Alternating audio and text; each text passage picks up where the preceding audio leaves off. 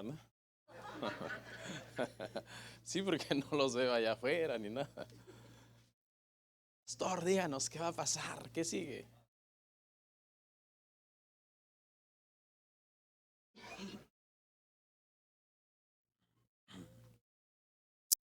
Dice así, la revelación de Jesucristo que Dios le dio para manifestar a sus siervos las cosas que deben de suceder pronto,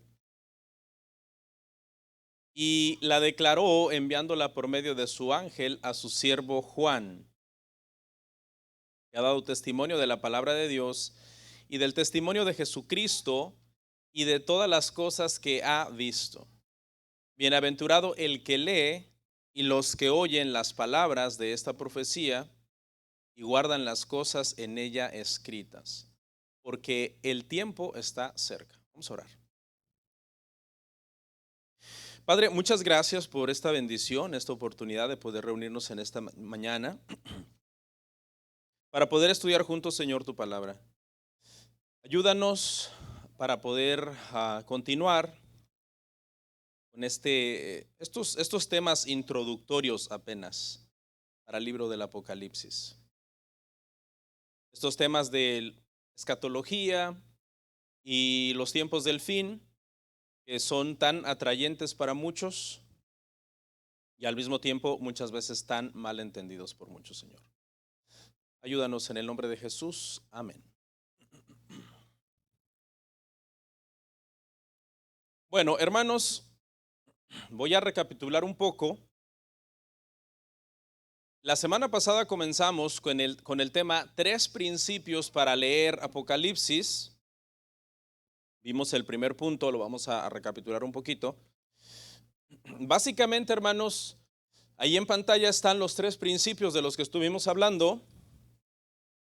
Son tres principios sencillos que nos ayudan a entender que no debemos de leer Apocalipsis de la misma manera que se lee el libro de los Reyes o los Evangelios, porque son los Reyes, los Evangelios no son el mismo estilo literario que el libro de Apocalipsis. Esos libros son narrativa histórica, pero Apocalipsis dijimos, hermanos, que es un género aparte. Se conoce como género apocalíptico. Y son tres principios. El primero, la estructura de Apocalipsis no es lineal ni cronológica, sino cíclica. Ese lo vimos la semana pasada, lo vamos a recapitular un poco hoy. El segundo, la mayoría de su lenguaje no es literal, sino simbólico. Y el último, el tercero, la mayor parte de su contenido no es solo futura, sino también pasada y presente. ¿Ok? Vamos a recapitular un poquito entonces el punto 1 que vimos la semana pasada. La estructura de Apocalipsis no es lineal ni cronológica, sino cíclica. ¿Alguien se recuerda qué dijimos en este punto la semana pasada? ¿Qué estamos queriendo decir con que este género apocalíptico es cíclico? ¿Alguien que quiera participar?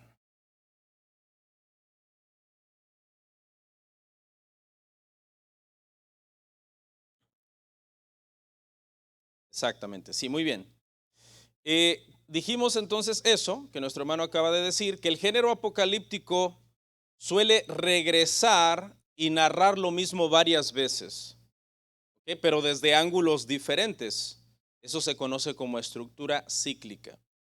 Y dimos un ejemplo de otro libro que también está en género apocalíptico. No sé si se recuerdan. Dijimos que Daniel es un libro que hace mucho eso, ¿no?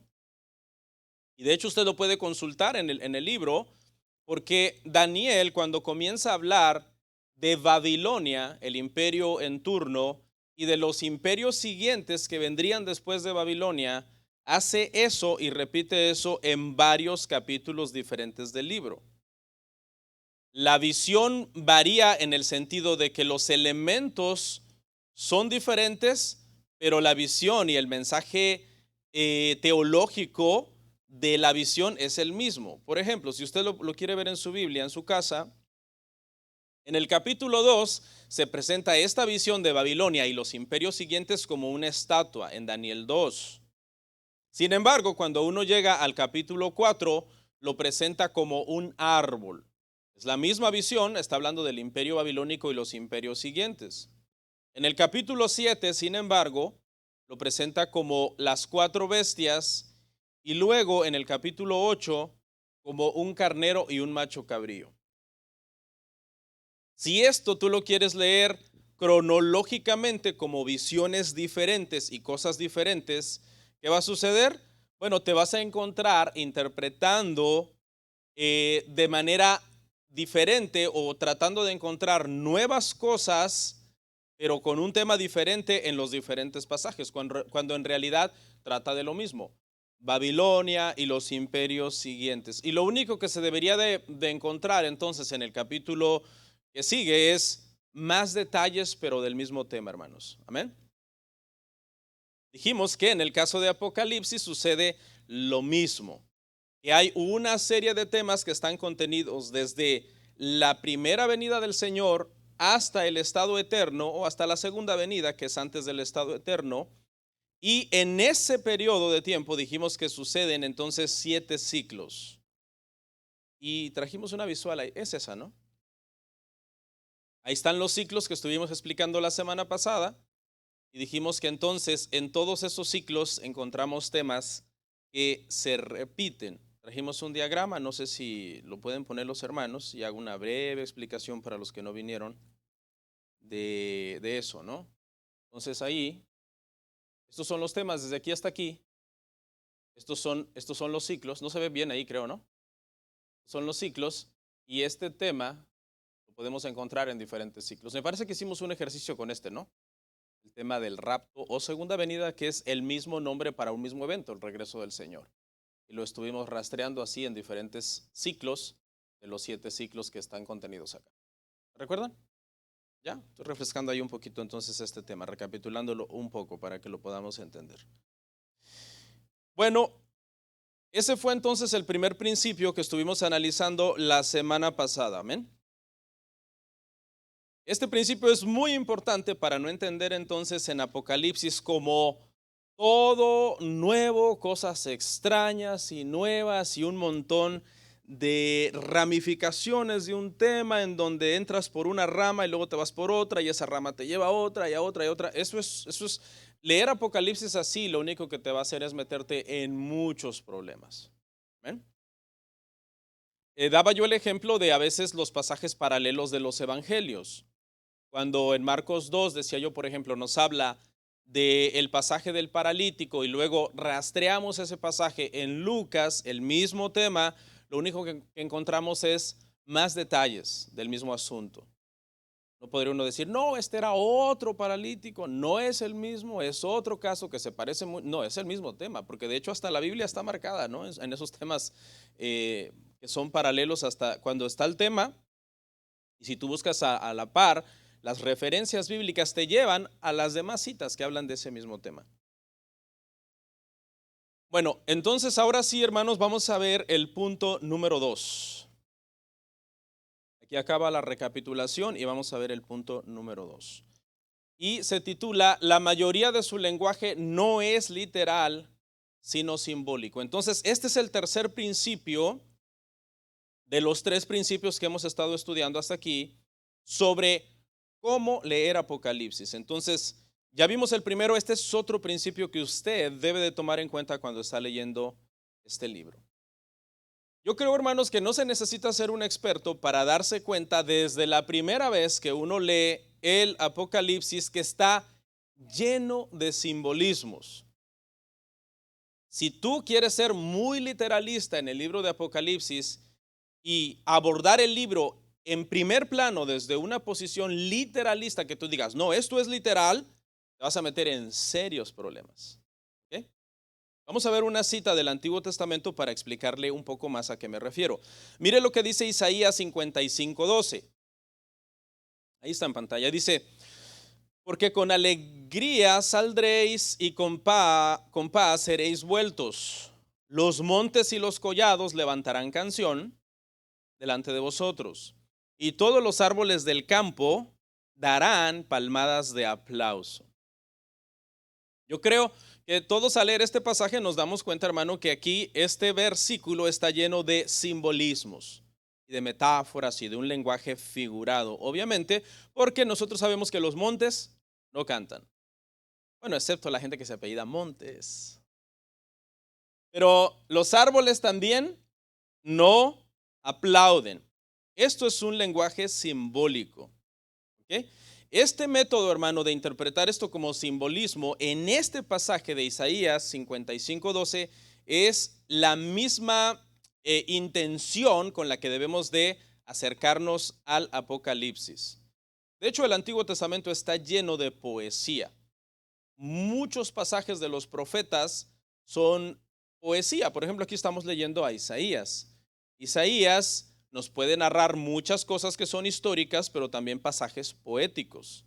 Los pasajes poéticos es un error interpretarlos literalmente. Los montes no cantan, los árboles no aplauden, literalmente hablando, el mar no brama, ¿verdad? O los vientos no rugen. Y este es un lenguaje muy florido que vamos a encontrar en los profetas. Es un lenguaje simbólico. Se le está dando características humanas o animales a cosas. A cosas, ¿no?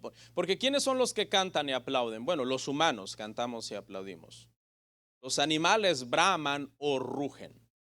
Y esas características se les está atribuyendo entonces a elementos. ¿Okay? Sin embargo, sí hay un mensaje teológico y espiritual detrás del lenguaje simbólico. Porque, ¿cómo interpretaría usted este versículo ya teológicamente hablando? Obviamente no es una montaña cantando ni un árbol aplaudiendo, pero ¿cuál es el mensaje teológico detrás del pasaje? Bueno, podríamos darnos cuenta entonces que la creación alaba a Dios, que todo fue creado para la gloria de Dios, que el mundo o las cosas del mundo que son naturales, porque esta tierra también va a pasar por un periodo de redención, la tierra está afectada por el pecado, va a tener que ser redimida también al final cuando el Señor regrese en su segunda venida, se alegran, ¿no? en las buenas nuevas del Evangelio, de la venida del Señor, de la salvación. Pero todo eso, hermanos, es un lenguaje teológico y espiritual que encontramos detrás de este simbolismo, que no se debe de interpretar entonces literalmente. Esto que acabamos de ver, hermano, con Isaías 55:12, pasa por casi todo el libro de Apocalipsis. Por ejemplo, nos podríamos preguntar lo siguiente: ¿Jesús tiene una espada que sale de su boca y un tatuaje en el muslo? ¿Literalmente? No. ¿No? Hace unos años atrás alguien me estaba citando este pasaje, Apocalipsis 16:19. Pastor, el Señor tiene un tatuaje en su muslo.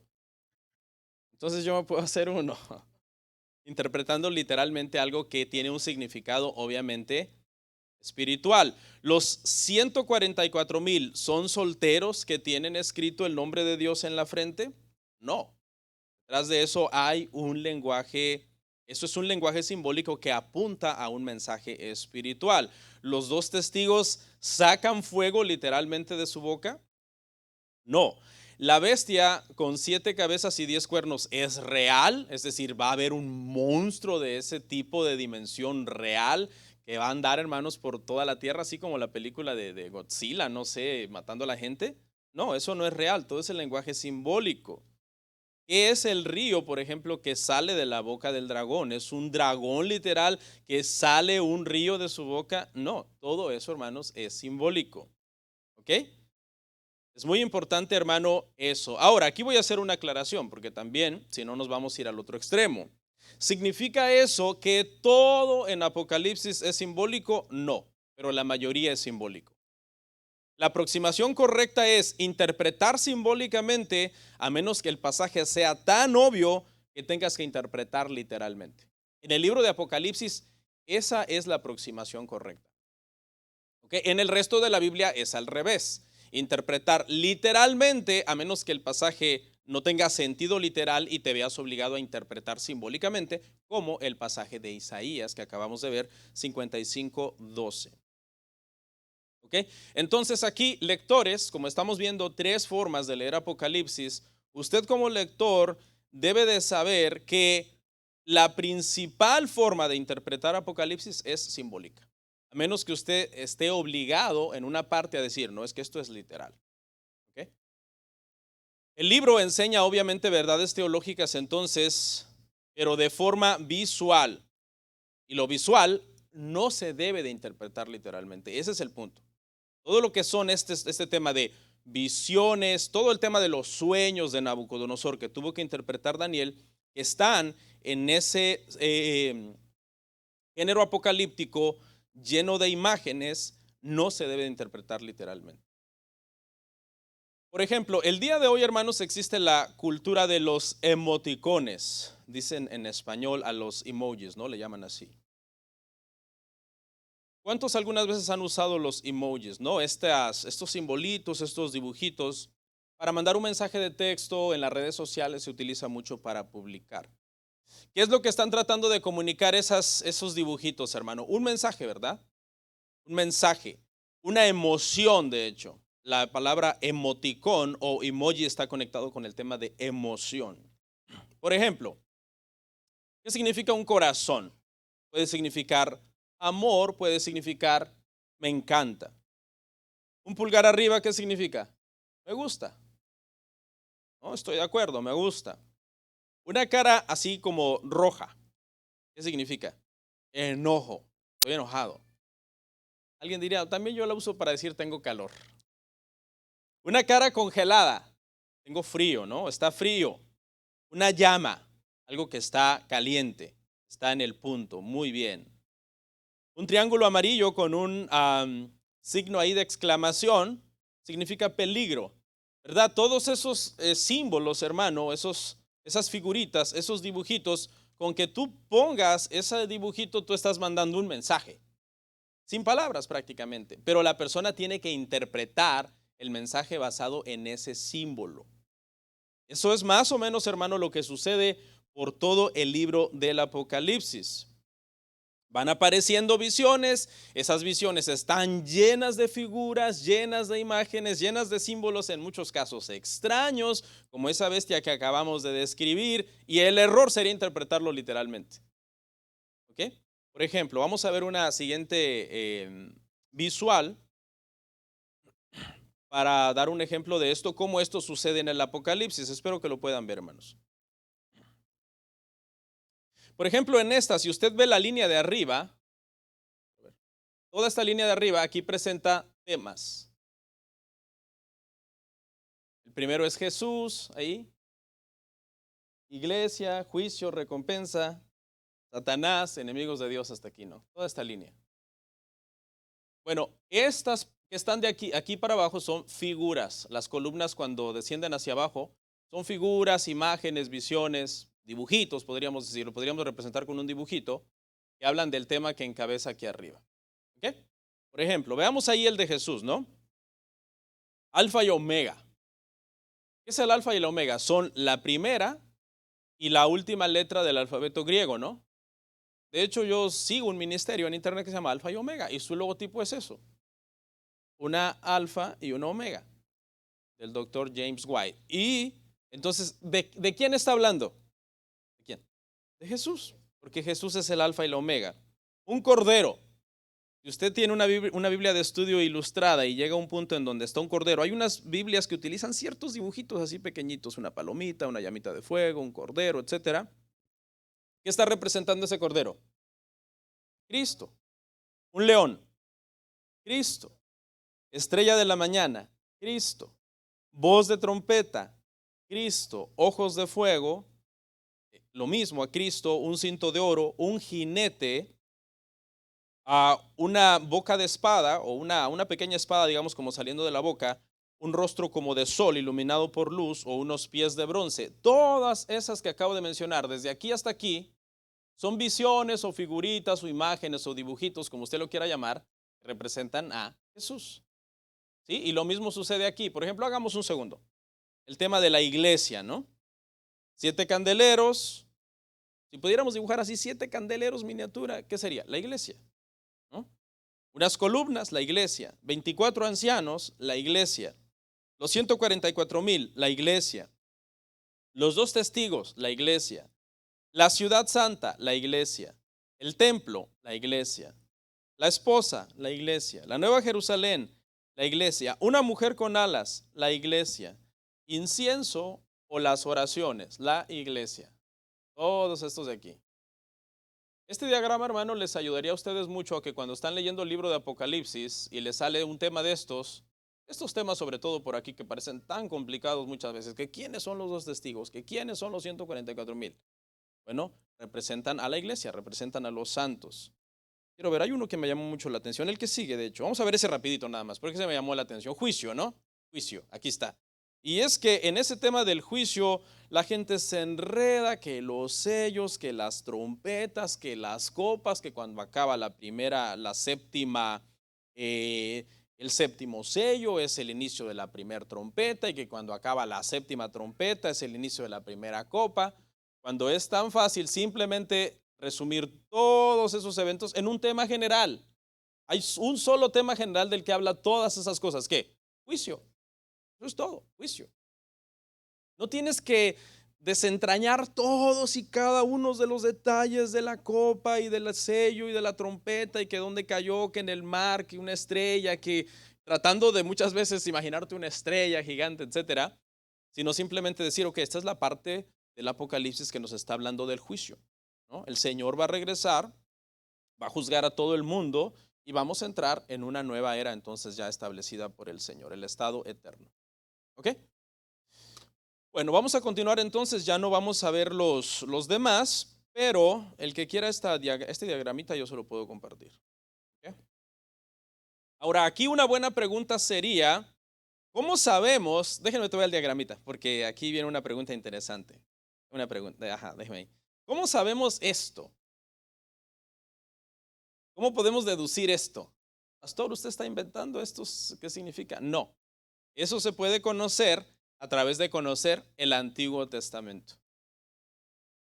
¿Okay? Aquí le va una pista, hermano. Si usted quiere leer Apocalipsis de una manera más fácil, es mejor que usted conozca bien el Antiguo Testamento. Pareciera como algo tan extraño, pareciera como que Apocalipsis es un libro al final del Nuevo Testamento que no tiene nada que ver con el Antiguo Testamento, como que hubiera una brecha interminable entre ellos.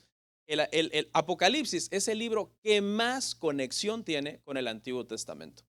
Si tú conoces el Antiguo Testamento, tú vas a comenzar a leer en Apocalipsis muchas cosas que tú dices, esto ya lo leí, el Antiguo Testamento. Por ejemplo, cuando llegues a Apocalipsis 2:20 y te hable de Jezabel. Esta cita no, me suena un poco rara, quiero comprobarla. Sí, ahí está Jezabel, 2:20. Todo el que ha leído la vida de Elías, que sabe quién era el profeta Elías, sabe quién era Jezabel. Porque Jezabel era la enemiga número 1 de Elías. La mujer malvada, la esposa del rey Acab, que durante mucho tiempo en la iglesia ha representado rebelión, ha representado de alguna manera, ¿verdad? El levantamiento de la mujer en contra del hombre, etcétera. Entonces, Apocalipsis te habla de Jezabel. Si tú conoces el Antiguo Testamento, tú dices, ok, aquí hay algo. Balaam, por ejemplo, que se menciona en Apocalipsis 2:14. Dices, yo he leído de Balaam. En los primeros libros de Moisés se habla sobre Balaam, este falso profeta que ideó la seducción del pueblo de Israel. Por ejemplo, el templo, ¿no? Cuando lleguemos a Apocalipsis se nos hable del templo, de un reino de sacerdotes que están ministrando en el templo. ¿Dónde hemos leído todo eso?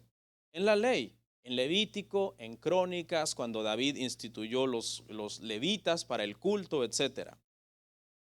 Cuando llegues a Apocalipsis, por ejemplo, 11:8 y leas sobre Sodoma y Egipto. Sodoma y Egipto. Por cierto, esa cita quiero que la leamos. Vaya conmigo a Apocalipsis 11:8. Esa no la traje, pero abra su Biblia ahí porque mire lo que dice esta cita.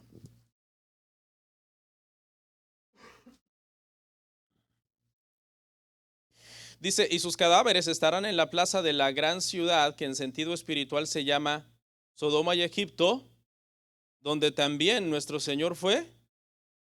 ¿Dónde fue crucificado el Señor? ¿A las afueras de qué? De Jerusalén, ¿no? ¿A qué ciudad se le está llamando aquí Sodoma y Egipto? ¿Ah? A Jerusalén. ¿Y qué representa Sodoma y Egipto en la Biblia? Maldad, pecado, iniquidad, rebelión contra Dios. No, les dejo esa cita ahí para los que piensan que el Estado moderno de Israel es el pueblo de Dios, ¿no? No, hermanos. Te vas a encontrar también citas, por ejemplo, por todo el Antiguo Testamento, en donde se habla de que Israel representaba de alguna manera a la esposa del Señor. Eso lo vas a encontrar en Oseas, por ejemplo. ¿Ok?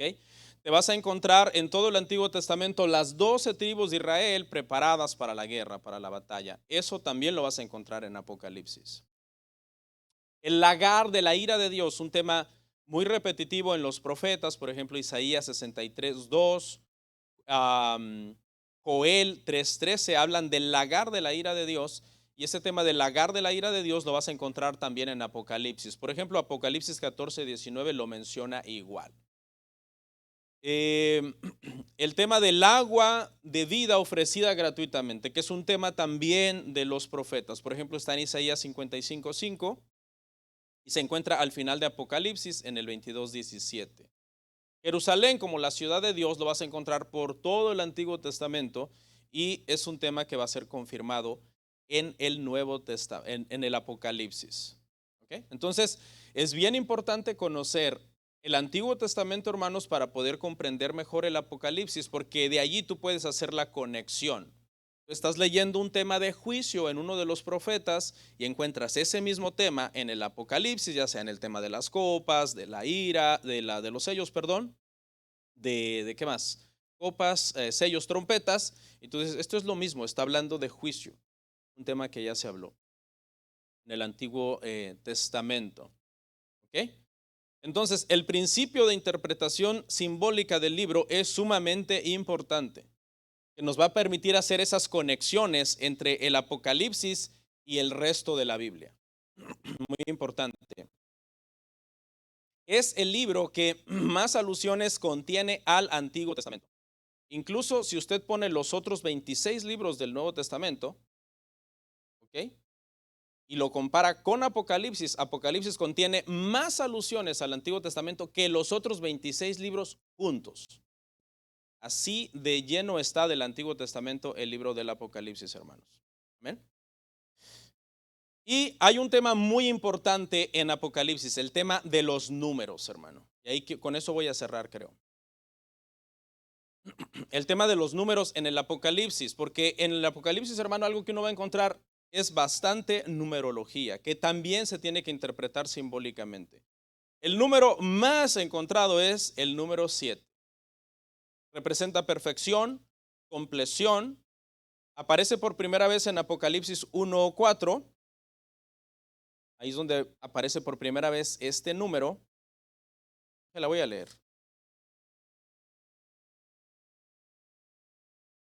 Dice Juan a las 7 iglesias que están en Asia. Ahí aparece por primera vez el número 7 en Apocalipsis y de ahí aparece por todo el Apocalipsis, hermano. Aquí, por ejemplo, está mencionando las 7 iglesias. Más adelante, si usted lo lee en su casa, en el 1:20, te va a aclarar que estas 7 iglesias tienen 7 estrellas. Estas 7 estrellas son los 7 ángeles que están encargados de cada una de las iglesias. Y que también hay 7 candelabros que representan a las 7 iglesias. Este número 7, hermano, está por todos lados. Por cierto, este número 7, hermano, hablando del tema de las iglesias, se debe de entender en el sentido literal y en el sentido simbólico, en ambos sentidos. ¿Okay? ¿Por qué? Porque sí, estas 7 iglesias existieron en Asia Menor. Fueron iglesias que geográficamente existieron y estaban allí. Pero detrás de ese mensaje hay una extensión también que aplica el número 7 para representar a todas las iglesias de todos los tiempos, en todas las épocas. ¿Okay? Entonces, al leer el mensaje, por ejemplo, a Éfeso, sí iba dirigido exclusivamente a ellos y sí les está diciendo cosas puntualmente a ellos, pero también hay cosas que nosotros podemos sacar de allí que aplican para nosotros, que le aplicaron hace 1000 años a muchos cristianos y que le aplicarán en 100 años a muchos cristianos si el Señor todavía no regresa, ¿no? Contiene entonces también hay 7 sellos, 7 trompetas, 7 copas. ¿Y qué representa este 7? Dijimos que totalidad, ¿no? Compleción, algo que está completo. ¿Y qué dijimos que representan las trompetas, los sellos y las copas? Juicio. Entonces, 7 más juicio, ¿qué significa? El completo y total y último juicio de Dios, cuando el Señor regrese y se acabe todo. ¿Ok? Los 7 espíritus son mencionados 4 veces como completando de alguna manera todo lo que tiene que ver con el dominio mundial, porque 4 por lo general tiene que ver con las 4 esquinas del mundo. En el Apocalipsis, el total del mundo. Y también se encuentra el múltiplo de 7 muchas veces. Cristo aparece 7 veces, la palabra Cristo aparece 7 veces, Jesús y Espíritu aparece 14 veces, que es un múltiplo de 7, y la palabra Cordero aparece 28 veces, que también es un múltiplo de 7. Otro número interesante es el 12. El 12 representa tanto a Israel como por las tribus, porque se mencionan a las tribus, pero también representa al nuevo Israel, el verdadero Israel, que es la iglesia, que está representado obviamente por los 12 apóstoles, porque vamos a encontrar también a 12 apóstoles ahí representando a la iglesia. Y hay dos números, ¿no?, que llaman muchísimo la atención. El número 666, ¿ok?, que habla del número de la bestia, que se puede asociar con un sistema de cosas final, que será obviamente lo que se opondrá al reino de Cristo, al reino del Cordero, al final de los tiempos. Y el número 1000. Este número es bien interesante que lo entendamos, hermanos, que no es literal, sino que habla de mucho, habla hiperbólicamente, representa el para siempre de Dios. El 1000 en Apocalipsis representa eso, la eternidad, el para siempre de Dios. Así es como se usa en el Antiguo Testamento, por lo menos, y como tenemos que ir al Antiguo Testamento para interpretar esta numerología, porque ya aparece también en el Antiguo Testamento, entonces estos pasajes son una buena herramienta. Primero, Deuteronomio 9:6. Dice: conoce pues que Jehová tu Dios es Dios, Dios fiel, que guarda el pacto y la misericordia a los que le aman y guardan sus mandamientos hasta 1000 generaciones. Ahí aparece el número 1000. ¿Qué dijimos que representa? Algo para siempre. ¿Ok? A ver, razonemos. ¿Qué pasa si Dios guarda, eh, tiene misericordia de los que guardan su pacto hasta 1000 generaciones? ¿Qué pasaría con la generación 1001 que guarda el pacto de Dios? Si usted lo interpreta literalmente, ya no habría misericordia de parte de Dios para ellos, aunque guarden el pacto. Usted dice, no, es literal, son 1999 y 1000. Ustedes fueron la última generación de la que Dios tuvo misericordia. No, representa que Dios para siempre tendrá misericordia de los que guardan su pacto. Eso es lo que representa el número 1000 aquí. Otra cita, Eclesiastés 6:6, porque si aquel viviere 1000 años 2 veces sin gustar el bien, ¿no van todos al mismo lugar? Y esta es una hipérbole, porque ni Matusalén llegó a los 1000 años. Matusalén llegó a los 969, creo, ¿no? 969. Ya de ahí la edad del hombre se redujo y hoy 70, 80 los más robustos. Entonces es una hipérbole. 1000 representa una hipérbole, representa mucho. Y por último, en la siguiente cita, Primera de Crónicas 16:15, dice: Él hace memoria de su pacto perpetuamente y de la palabra que Él mandó, otra vez, por 1000 generaciones. Y otra vez, esta palabra 1000 o este número 1000 aquí es simbólico y está representando que Dios, la misericordia del Señor es para siempre. ¿No dice eso los Salmos en algunos pasajes? O Lamentaciones 3:22-23 me parece que dice que nuevas son sus misericordias. Ahora, aquí hay una pregunta interesante, hermano, y la pregunta es: ¿por qué Apocalipsis es difícil entonces? ¿Por qué todo este simbolismo nos la complica, no? Vas a Apocalipsis, pero si no conoces el Antiguo Testamento y el resto de la Biblia, pues te vas a perder en Apocalipsis, no vas a llegar a ningún lado. Necesitas leer toda la Biblia para poder entender el Apocalipsis. ¿Por qué no es un libro único en donde así se nos dijo todo claramente cómo sería? ¿Por qué está lleno de simbolismos como si el propósito fuera, a propósito fuera confuso para nosotros? ¿Se acuerda que en algún momento los discípulos le preguntaron a Jesús: Señor, ¿y por qué hablas en parábolas? ¿Se acuerda? ¿Se acuerda qué les contestó el Señor? Les dijo, bueno, el propósito es que el que tiene oído, oiga. ¿Y qué es esa frase de que el que tiene oído, oiga? Porque pues, si todos tenemos oído. Y se refería espiritualmente a que los suyos iban a entender. Como las ovejas del Señor, dice, mis ovejas oyen mi voz y me siguen. Y los que no son mis ovejas, aunque tengan oído, no me van a oír, ni me van a seguir. Entonces, más o menos, hermanos, para responder esta pregunta, lo que tenemos que entender es que este simbolismo, cuando nosotros como creyentes nacidos de nuevo venimos a él y lo entendemos a la luz de toda la escritura, fortalece nuestra fe. Nos lleva a la adoración a Dios. Pero ¿qué pasa con el corazón duro, el incrédulo, el corazón del incrédulo? ¿Cuál era el propósito de las parábolas con el corazón del incrédulo? Dice, era endurecerlo más, para que no entendieran. Pero no es porque Dios no quiera que se conviertan, ¿verdad? Sino porque ellos endurecían su cerviz en contra del Señor, su cerviz en contra del Señor. Entonces, hermano, en el Antiguo Testamento vamos a encontrar este mismo mensaje, tanto en el Antiguo como en el Nuevo, que no es Apocalipsis, vamos a encontrar el mismo mensaje. Que los que tienen oído van a discernir estas cosas, que son muchas, por ejemplo, parábolas en el caso de Jesús o mucho simbolismo en el caso del Apocalipsis.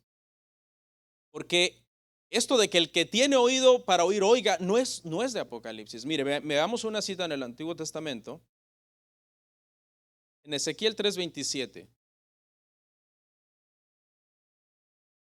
Mas cuando yo te hubiere hablado, abriré tu boca y les dirás, así ha dicho Jehová el Señor.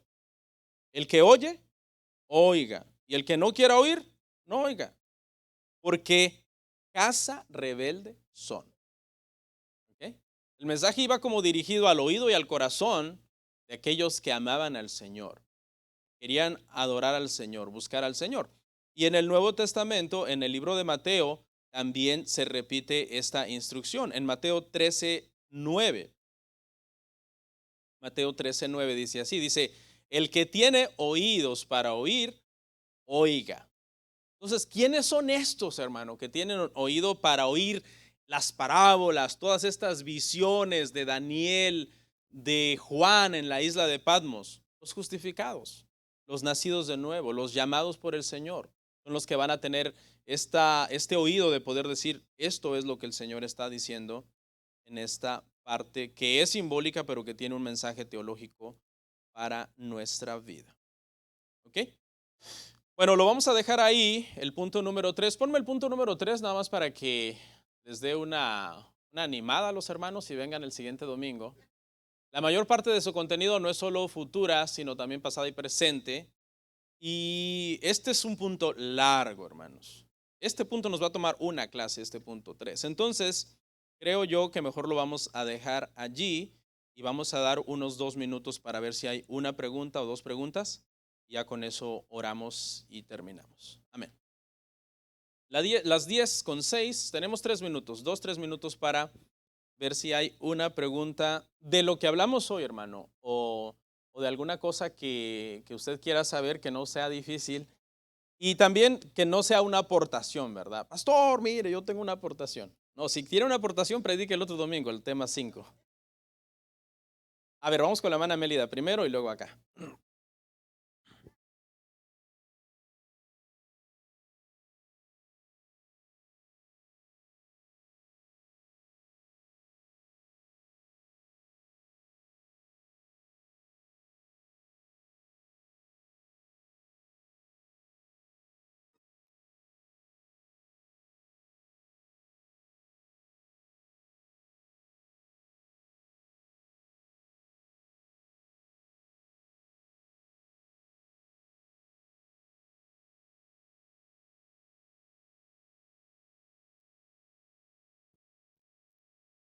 Ujú.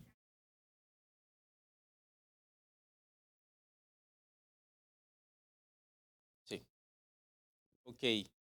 Bueno, hermanos, yo entiendo que la venida del Señor es una. Hay una sola venida del Señor, no hay dos venidas del Señor. A esa venida del Señor, que es una, usted le puede llamar rapto o arrebatamiento, no hay problema. La raíz etimológica de la palabra se puede usar en ese sentido, o la segunda venida del Señor también. ¿Ok? Es el mismo evento. Los 1000 años, cuando lleguemos al Apocalipsis, que veamos Apocalipsis verso a verso y veamos el capítulo 20, y vamos a entender entonces con lo que enseñé el día de hoy sobre usar este principio de interpretación simbólica, que es eso, representa un tiempo, ¿verdad? Una eternidad con Dios después de la venida del Señor. Entonces, no lo vemos como 1000 años literales, como se enseña en el dispensacionalismo. El dispensacionalismo lo enseña como 1000 años literales de Cristo reinando prácticamente en la tierra, y luego al final de esos 1000 años ya entrar en el estado eterno. Nosotros entendemos que cuando el Señor regrese, vamos a entrar directamente en el estado eterno, y que esos 1000 años de los que habla el Apocalipsis son simbolismo de esa eternidad. Representan entonces ese para siempre de Dios, ese número que dijimos hiperbólicamente representa el que Dios siempre se mantiene constante en su fidelidad en el pasaje, en el contexto que vimos el pasaje, pero que aplicado obviamente al Apocalipsis habla entonces de la eternidad. Entonces no es tan complicado. En el dispensacionalismo se complica demasiado la venida del Señor, dividiéndola en dos venidas diferentes, en dos resurrecciones diferentes, en dos juicios diferentes. Y en la teología reformada pactual es simplemente una venida del Señor, una resurrección, un juicio final y el estado eterno en el que entramos, del cual esos 1000 años es un simbolismo. ¿Ok? No puedo dar más detalle del tema porque necesitaríamos ir a ver versos, y yo creo que ya cuando veamos el libro vamos a ver eso. Amén. Estos temas tienen el propósito, hermanos, de preparar a la iglesia para cuando lleguemos a ver Apocalipsis en un futuro ya expositivamente verso a verso. ¿Amén? Yo sé que no es una respuesta exhaustiva, pero es todo lo que le puedo dar con el tiempo que tenemos ahora. Creo que tú, amor.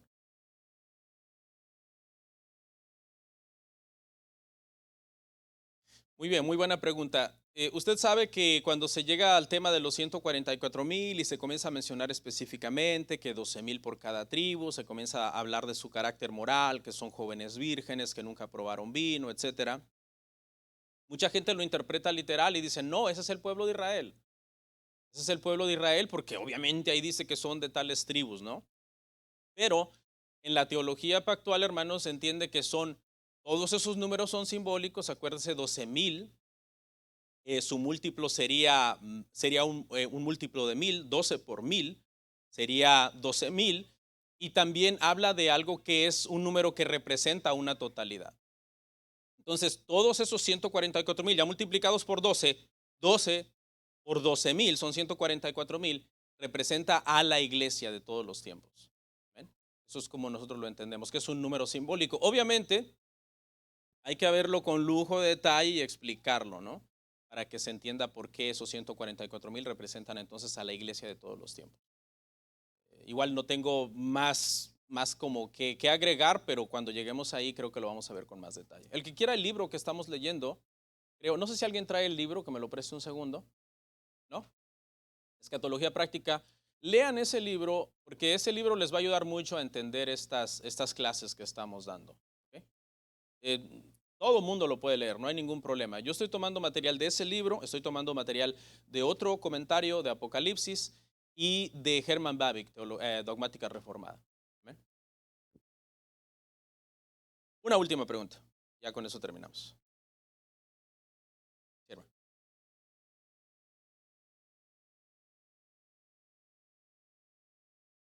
En cada cristiano, como individual, como persona. Bueno, hay un mensaje para todos como cristianos en cada una de las 7 iglesias. De la misma forma, acuérdense que Apocalipsis es una carta a las iglesias. Pregunta, ¿tenemos cartas a las iglesias antes de Apocalipsis? Sí. Tenemos la carta a los Gálatas, la carta a los Efesios, la carta a los Corintios, la carta a los Romanos. Apocalipsis es lo mismo, es una carta también. Entonces en Apocalipsis hay muchísimo contenido tanto para la iglesia en general sobre los últimos tiempos como para el cristiano individual. Entonces, si yo abro Romanos y en un pasaje X hay un mensaje directamente para mí, el amor de Dios ha sido derramado en vuestros corazones, Romanos 5:5, hay un mensaje para mí en Apocalipsis. Si yo leo la carta, por ejemplo, a los Efesios y me dice, yo conozco tu obra y tu arduo trabajo, pero tengo contra ti que has dejado tu primer amor. Claro, puede haber un mensaje directamente para alguien que en ese momento dice, hey, necesito cuidar mi vida, examinar mi vida, cómo estoy caminando con el Señor. Entonces, hay un mensaje individual para todos y cada uno de nosotros. Oramos. Gracias, Señor, por esta clase. Ayuda a la iglesia a que seamos lectores, Señor, de tu palabra, conocer el Antiguo Testamento, las cartas, el Nuevo Testamento, poder leer Apocalipsis no aisladamente como algo nuevo, extraño, sino como algo de lo que ya hemos leído en el Antiguo Testamento, como algo de lo que ya hemos aprendido en los mensajes escatológicos de Jesús, en los evangelios, e interpretarlo a la luz de esos pasajes que ya conocemos, Señor. Ayúdanos, guía a tu iglesia, fortalece nuestra fe. Oramos por la situación bélica en estos días, Señor, entre diferentes países. Y sabemos, Señor, que todas las cosas están en tus manos, Señor. No entendemos a veces geopolíticamente todo lo que está pasando detrás de un asunto, pero tu palabra nos da sabiduría y entendimiento teológico y doctrinal de ciertas cosas para saber que tú estás en control de todas las cosas, Señor. Gracias en el nombre de Jesús. Amén, hermanos, estamos despedidos, nos vemos en breve.